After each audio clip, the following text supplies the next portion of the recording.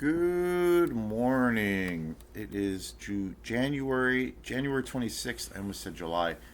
January 26th, 2026. 9:56. I hope everyone's doing good.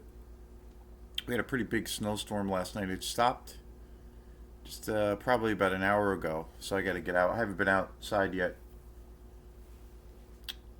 to check out the situation, but got to do some snow blowing today. It looks like the snow is at least really light and fluffy, so it shouldn't be too bad. I know a lot of places, some places in New England and other states got hit, really hard by this snowstorm. But it was a lot of ice and wind and power outages and things. But I don't think we've gotten any of that here. No wind, pretty fucking cold. But um, yeah, it seems like we got about a foot, but it seems real light. So hopefully it's not too much of a pain in the ass. But we got a snow day today from work. Obviously not a big surprise. So yeah, yeah, I got some music things first. I like to always use this channel because for me films obviously being the main thing, but music, all those things are all it's all related to me and for me. We have a couple of shows coming up with Osmia this week, which is cool. We had a bunch of time off. We did a bunch of recording in October and November, and then we finished recording in right around, man, I think it was around Thanksgiving of last year. We finished recording an album with Osmia, and we've been took some time off. We had a real busy year. Last year was a very busy year, which was really cool. So we have some gigs coming up, and we're gonna they're slowly working on putting together the album with some overdubs and mixing it. Not sure when it will come out. It will definitely come out this year, but I would say estimated time would be probably before the summer. But we'll see. We're right in the middle of winter here, and so I've been writing a lot of music, so that's been a lot of fun.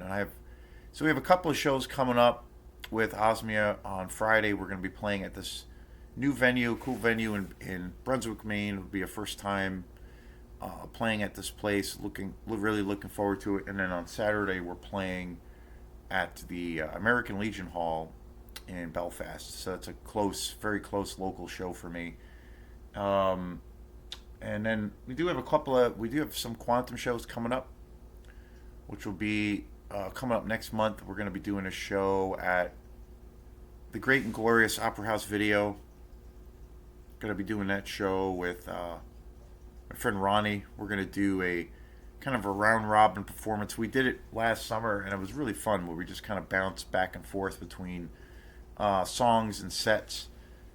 We did a lot of improvised music, which was a lot of fun. Did play some tunes per se, but we did a lot of improv, which was a challenge, but it was a lot of fun because we kind of, I felt like when it was hitting, it was definitely going into some new directions and new territory. And then we also have another show, which I'm really, really excited about at Hey Sailor coming up, where we're going to be playing with my great friend Eric Halsey, aka Halsey, who is my favorite bass player to play with, and an amazing musician, super awesome guy. And we're going to be playing with his electronic solo project, Halsey, at Hey Sailor. So very excited. We haven't played together. We've played quite a few times together with both of our groups, Quantum and Halsey, but it's been at least a year. It's been a whole year since we've done it. So very much looking forward to that. There'll be a bunch of promotion for the both of those shows coming up, especially the Hey Sailor show. And then this week I'll do some extra promotion for the two Osmi shows coming up. Anyway, with winter time and winter storms and being snowed in, there's no other thing I feel that's a better activity than to watch movies. I watched 3 movies last night. It was pretty awesome. Spent most of the day with a friend. I was helping them out with this. They were doing a music recital, and I kind of helped transport some equipment, so I was gone for most of the day. Then I came back, got some Chinese food, and totally vegged out. Took a deep nap, ate some food, and watched 3 movies. It was pretty awesome. And as the snow was coming down, and then I thought it was going to be actually worse. I haven't been outside yet, but I thought it was going to be worse today.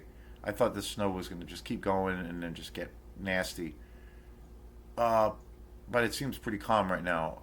We did get a lot of snow, and I have yet to snow blow. But anyway, I watched 3 movies last night, and it was killer, amazing. And today's show is on a movie, again, another fantastic, fantastic film from the YouTube channel that I've been talking a lot about, that I just discovered about 2 weeks ago, called The Film Crypt. Highly, highly recommend it. It's pretty much my favorite YouTube channel right now. Every movie I've seen probably about at least 7 to maybe 8 movies so far. There's only been maybe one night that I missed, that I didn't watch a movie from on this channel. But every movie has just been gold. I've totally struck gold with this channel. It's so awesome. The transfers are amazing, and however this guy or girl downloads or transfers these films, the quality is pretty spectacular. It's like high end DVD quality, I would say. So, and again, I've seen. For me, it's like I guess, kind of at a record setting level. The amount of new movies that I've been seeing has been pretty staggering, and it's been awesome. I've been actually like, I do my usual thing of where I have my, well, not quite, but I did get a new TV because about 2 weeks ago, I knocked the TV off of my table somehow, and then the screen cracked. So I ended up getting a new TV. But then I realized when I got it, tried to set it up the other day, I have to get a couple of new cords for it. So kind of a pain in the ass. So, but I still have a TV. I can't.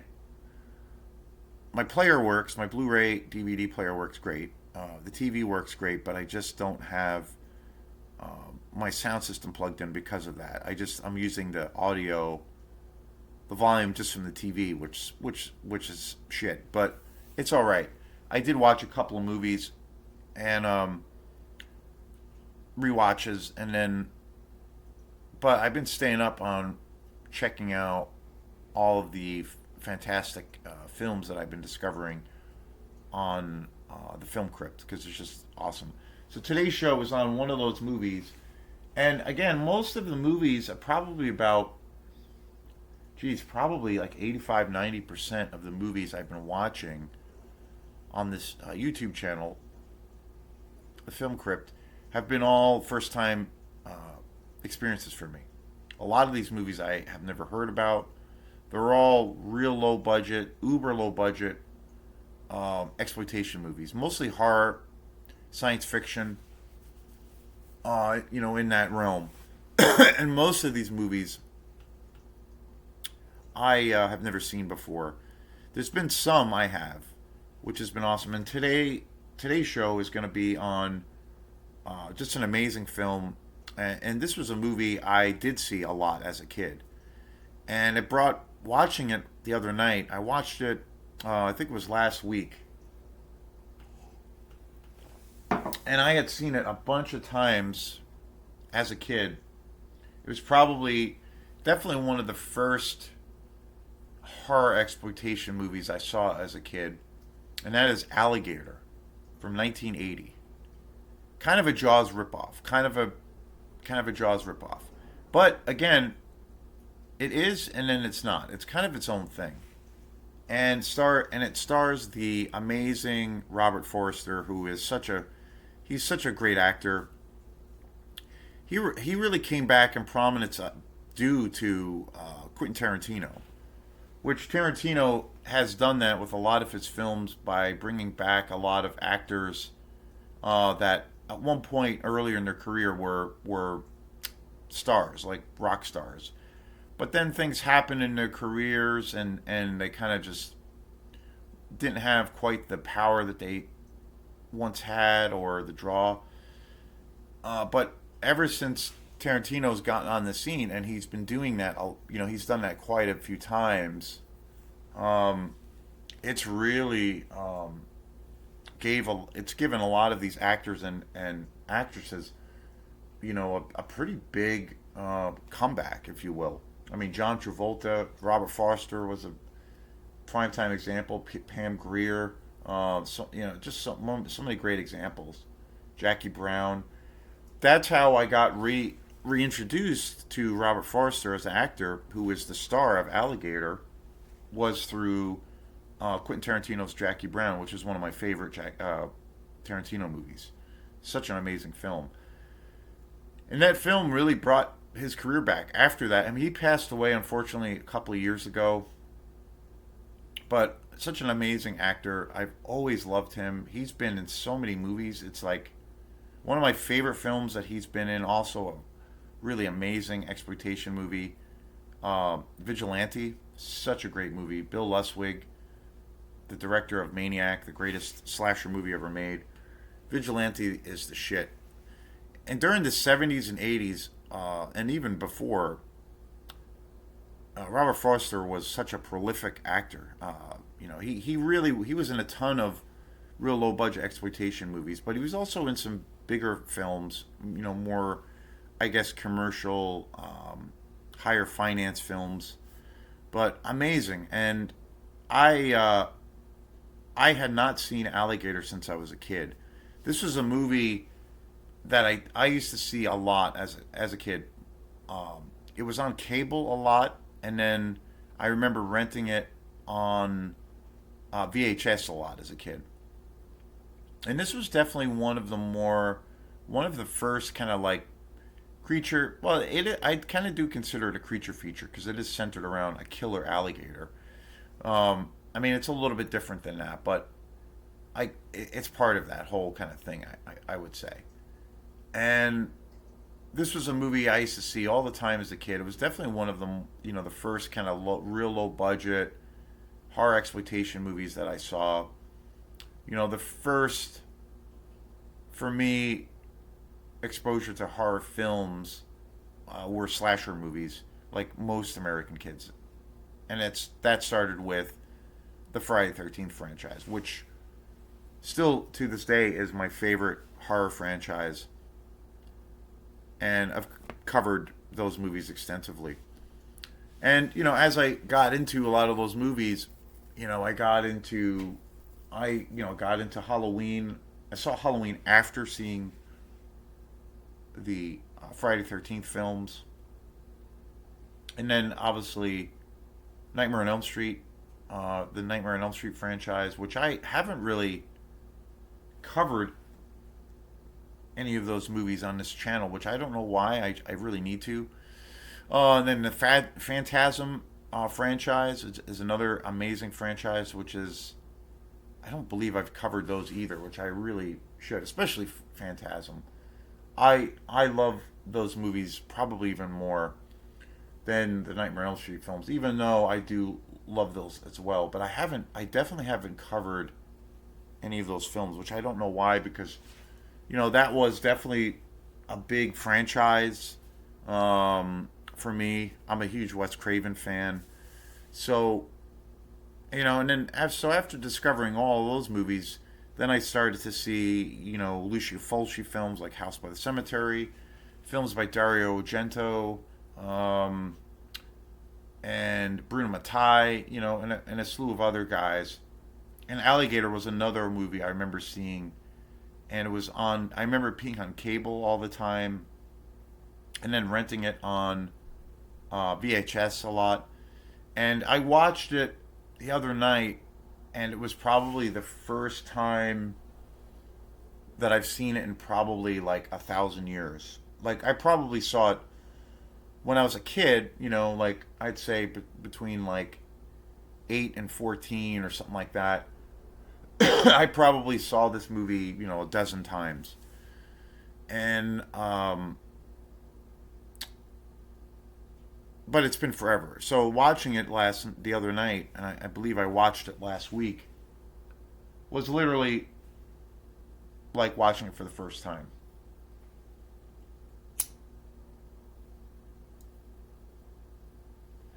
And honestly, I always find it really interesting and kind of fascinating for what it is. Watching a movie, watching an older film that, say, when you were a kid or a young person, or like in college or what have you, a movie that was great, or that you felt was great, and you really enjoyed it growing up. And then, there's, tons and tons of time that goes by and you don't see it. And then watching it as an old crusty man like I am, watching it now and seeing like, huh, okay, is it still good? Does it still excite you? Does it still, ring that bell for you? And because I think if it does, obviously, and again, it's all subjective, but if it still resonates with you and you're still like excited, oh, that's all you can ask for, really. There's been a lot of movies that for me have really really held up, and I would say that Alligator the case is a case, and there's been many examples of that for me, that it's a movie that I actually enjoy more now, because obviously seeing a lot of these exploitation movies, these low budget movies, or being exposed to them as a kid, seeing them on cable or seeing them on like VHS, and then eventually DVD. A lot of the times not DVD, because there was a long gap where I just didn't see them for so long, and then seeing them on Blu-ray is just like you know mind blowing. And most of the time, a lot of these movies I've enjoyed them even more. Because seeing them at a really young age, there's certain parts of the film, or of certain aspects of these films that kind of go over your head, or you're just you might not really get, or don't really register. You're just kind of in at that age, and I still am that way, but I'm just kind of like excited to be scared and to see gore. That's really it, and maybe some sexy scenes.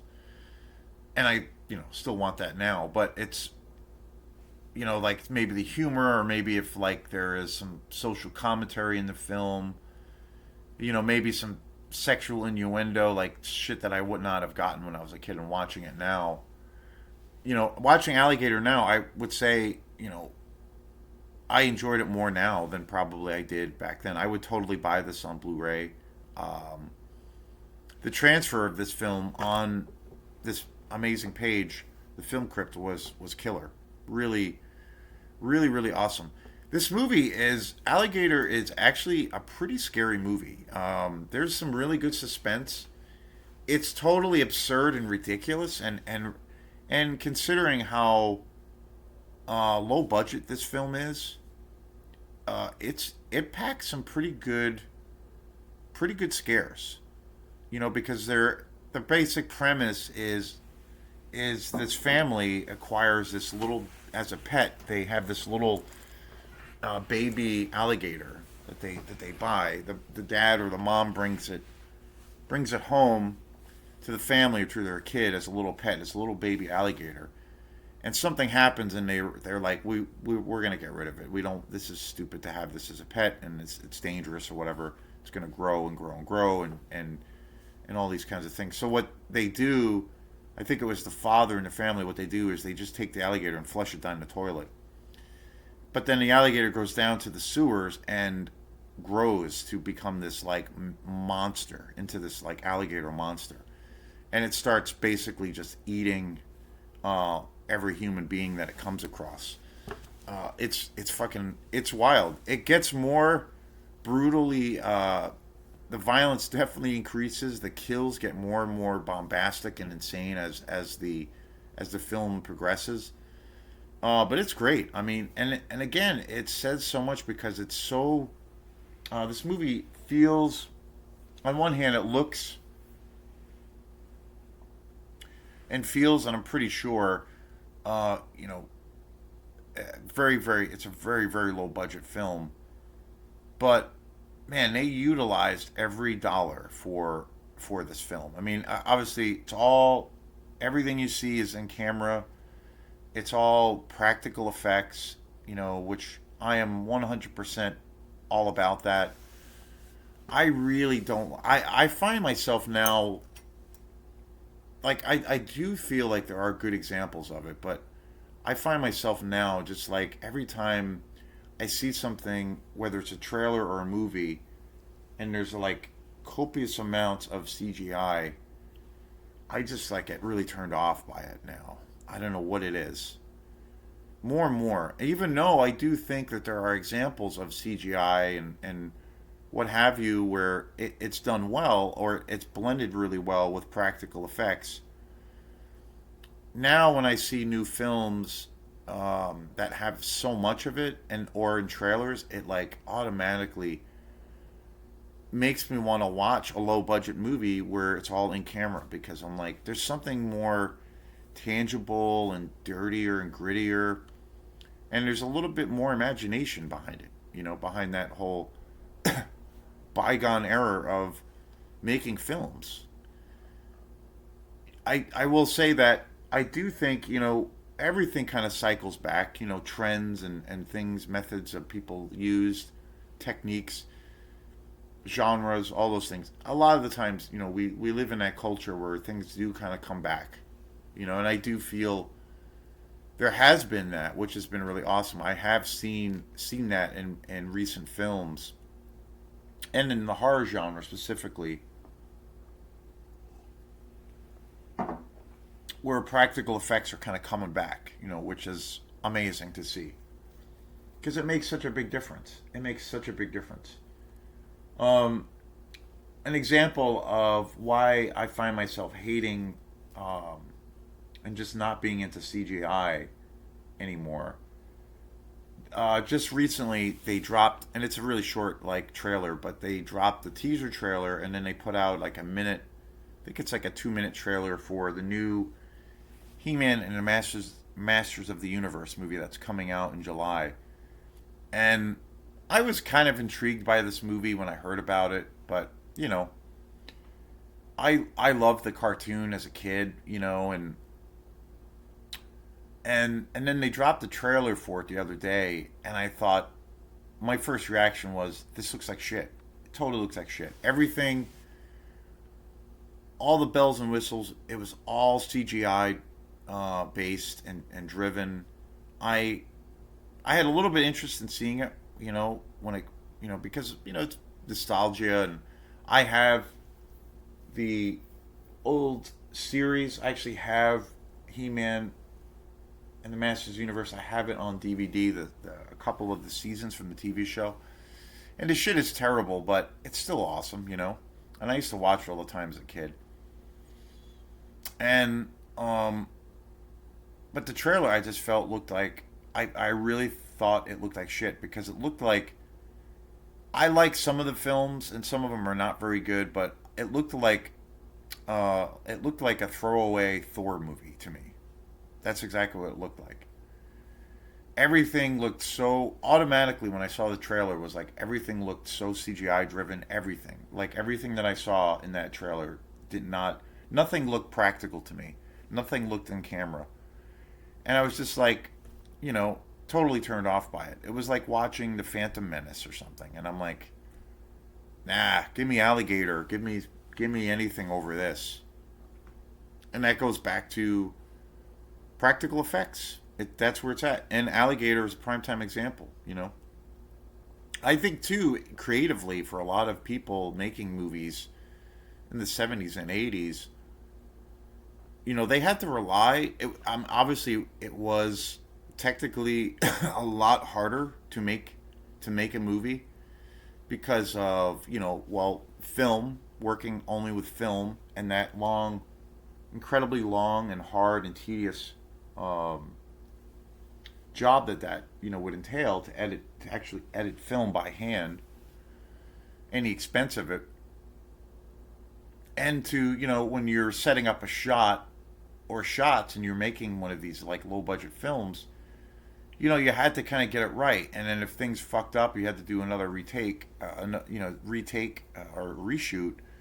You had to reset everything, and it would take hours, and they don't have much time, they don't have much money, and they're also, a big aspect I think of filmmaking is when I think of the role of a director.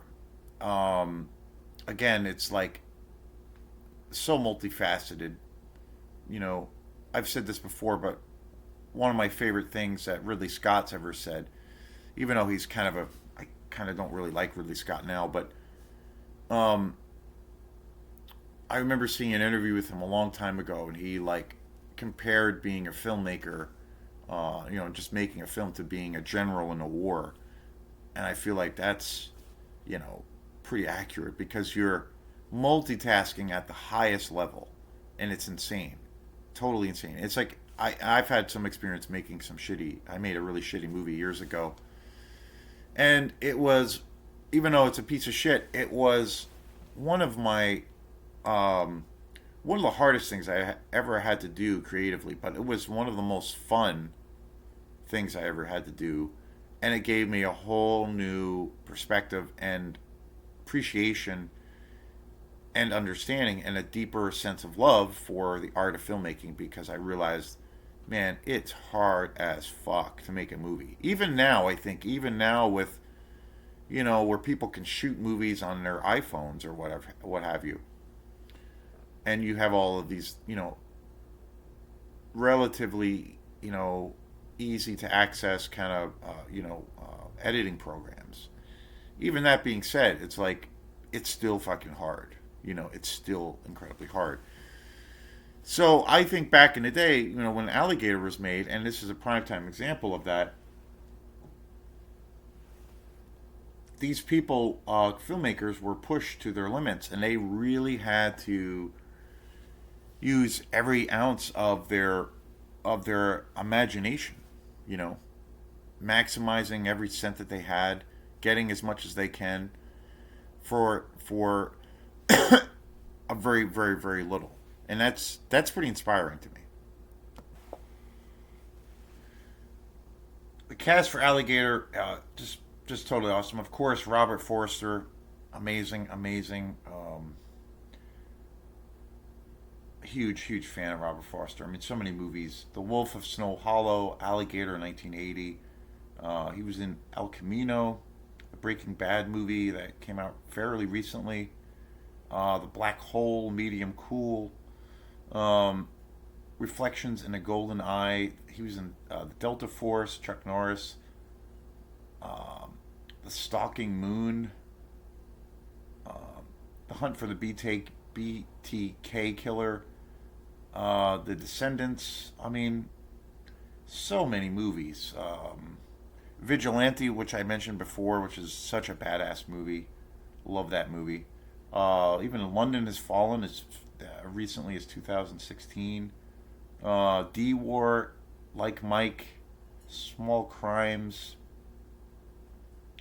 I mean, just so many movies he was in. Uh, he was in some Jim Carrey films. Yeah, amazing. Also, Robin Riker is in this film. Fantastic. Michael V. Gazzo, who was a face you've seen in a lot of. He was in a shit ton of 70s movies. Always usually played uh, like a heavy or usually a detective or a cop. Dean Jagger, Henry Silva, Jack Carter, Bart Braverman. Really great cast. Great characters. And again, this movie is really fun, and it really has some, I think, generally terrifying moments, like some scary moments. When I was watching this movie, when I like to look at the comments, on this page because the comments are really fun, and a lot of these people that comment on the movies that are on the film crypt, I feel are, these are pretty smart people. They're into the movies. They're into movies. They know a thing or two about movies, and but they're pretty spot on. And one of the guys that had commented on Alligator on the film crypt page had said that, yeah, this was a movie that he saw, as a kid, and that it still really, he felt like it still really holds up. But he had a lot of memories of, when he saw it as a kid, that there were moments of this film where it generally scared the shit out of him. And it's true. I mean, there's some really good tense moments, especially when they're in the sewer, and a lot of the scenes are in the darkness, and they only have like a flashlight, and the atmosphere is awesome. And you don't see the creature, the alligator monster, until kind of the second and third act of this film. I'm a huge fan of that for, say, creature features or monster movies where you don't see the monster until the very end. I think that's so effective because I think sometimes nowadays with like modern, say, horror films that have a little bit of a creature feature vibe, they kind of show the creature early on. And I like there to be a room, like lots of room for imagination and build up that suspense.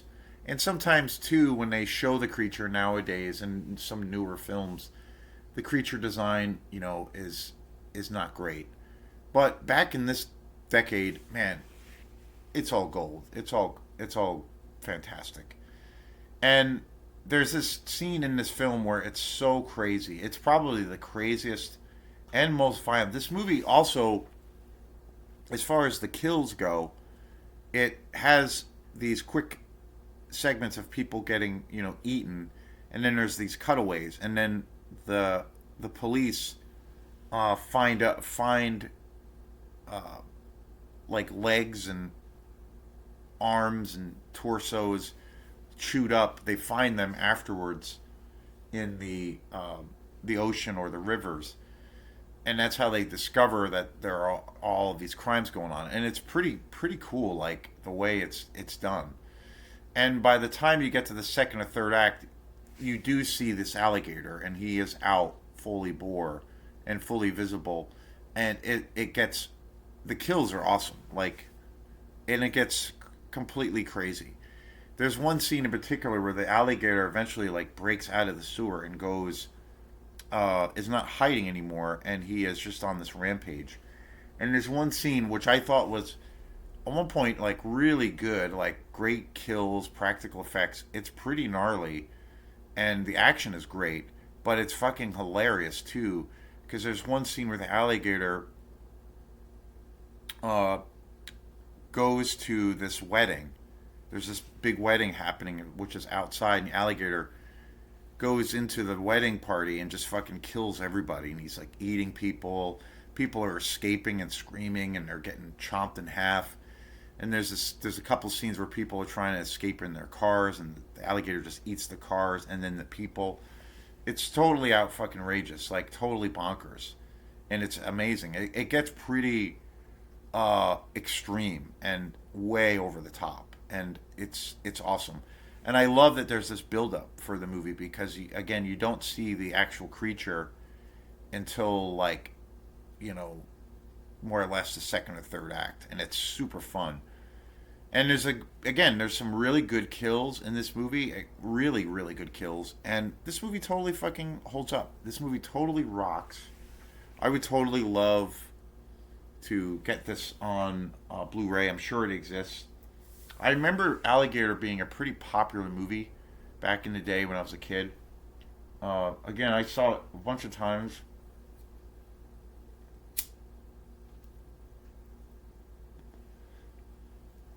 And I have to say, I think being an old crusty man now, I think I enjoyed it even more at this point. Uh, I got more, I just had more fun watching it, more thrills. It's just great. it's just a great, great film.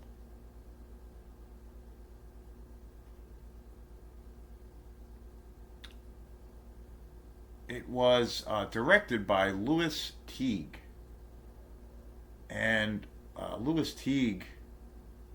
Wow. Okay, so he directed Louis Teague, who directed Alligator. He also was the director of Cujo. Wow. Okay, Cujo's a badass movie. Stephen King. That's a really good movie. I saw that. I saw Cujo. Geez, it was probably a couple of years ago. Um, I had seen it in years, and man, the movie's awesome. Really good. So he directed that also, Louis Teague. Um, Cat's Eye, which is another really awesome movie from 1985. Alligator in 80. The Jewel of the Nile, Michael Douglas, huh? Navy SEALs, 1990. Wedlock in 91. The Lady in Red from 79. Fighting Back, 82. Collision Course in 89. He also directed the Dukes of Hazzard reunion TV movie, which is hilarious. Killer stuff though. Alligator's the shit. Super fun, super suspenseful. Great kills, great characters. Robert Foster is just he's the man. He's just got such he just had such great charisma. I think as an actor, and he always kind of played that kind of detective type of character or cop from a lot of the movies that I've seen him in or that I know him from. There are obviously a lot of films still that I need to see with him in it, but he was so great, and he really I think had this quiet ability as an actor. Like he just had this persona, like when he was on screen, just kind of the epitome of cool. I've always thought Robert Foster is just such a cool character, such a cool actor. He's got great presence, and I think he, is capable of doing action. I mean, Vigilante, he's like a full-on action star in that movie. Um, he's capable of playing really dark characters, and he does go into that area in Vigilante, but he's also got a great dramatic ability as an actor. I think he can be really funny as well. Really versatile. He was such a versatile actor, and and I like too, the way a lot of the times I would see him. He always has this, I don't know, kind of a quiet reservation about him too, where he doesn't usually he plays most of the characters I've seen him in always kind of start off like as a more laid back kind of a character, and then he opens things up. He's not a very um, boisterous character or actor, like where he's kind of all guns blazing at first. He kind of like it's kind of like an onion, peeling it back. And I felt like that was one of his things with being an actor, was that he has this quiet thing about him, but then as you get to understand and know his character more in the various films that he's been in, that you realize there's a lot more going on there. There's a lot more depth. There's a lot more a dynamic range, if you will. But tremendous movie. I love this movie to death. I would totally buy it on Blu-ray. I'm sure it exists out there. Um, yeah, just amazing, amazing, and I can't wait to keep digging into the Film Crypt. It's my favorite YouTube channel right now. I've been recommending it to people too. It's my new obsession, and I think it's possible to have healthy obsessions and maybe not so healthy obsessions, but I feel like this is a healthy one. So thanks again, and we will see you next time. Peace.